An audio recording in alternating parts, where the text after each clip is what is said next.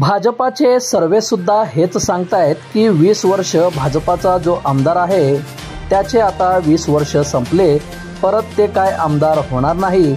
यावेळेस महेश कोटेच आमदार होणार असं मत राष्ट्रवादी काँग्रेस शरद पवार गटाचे नेते रोहित पवार यांनी व्यक्त केलं आहे।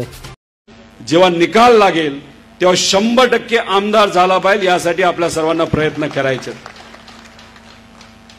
भाजपचे सर्वे सुद्धा हेच सांगतायत की 20 वर्ष भाजपचा जो आमदार इथं आहे ते 20 वर्ष आता संपले, ते परत काय आमदार होणार नाहीत।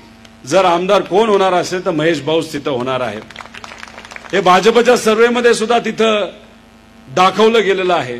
आणि आपण सुद्धा जे कुठले नाहीतर भाजपचे जे आमदार आहेत आता स्वतःला काय म्हणतात मला माहित नाही, पण लोकांनी मला सांगितलं की ते स्वतःहून सांगतात की त्याला मालक म्हणा।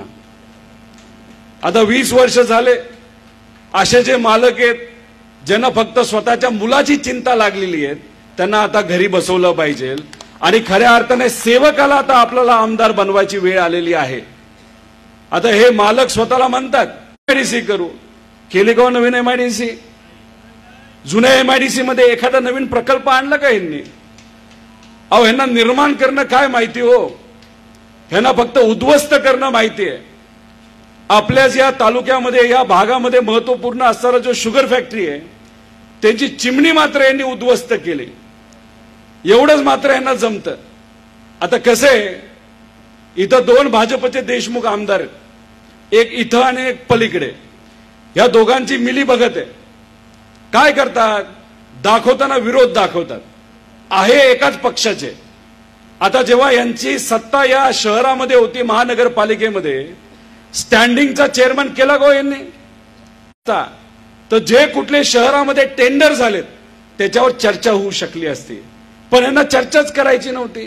कारण कदाचित या दोघांना आपापसातलं भांडण दाखवून काय खायचं होतं तर मलिदा खायचा होता, बाकी काय करायचं नव्हतं। काही लोकांना आम्ही भेटलो मध्ये, त्यांनी आम्हाला सांगितलं की या शहरामध्ये विकास कामामध्ये भाजपचे जे कुठले आमदार आहेत त्यांची टक्केवारी किती आहे तर 20 ते 25% आहे।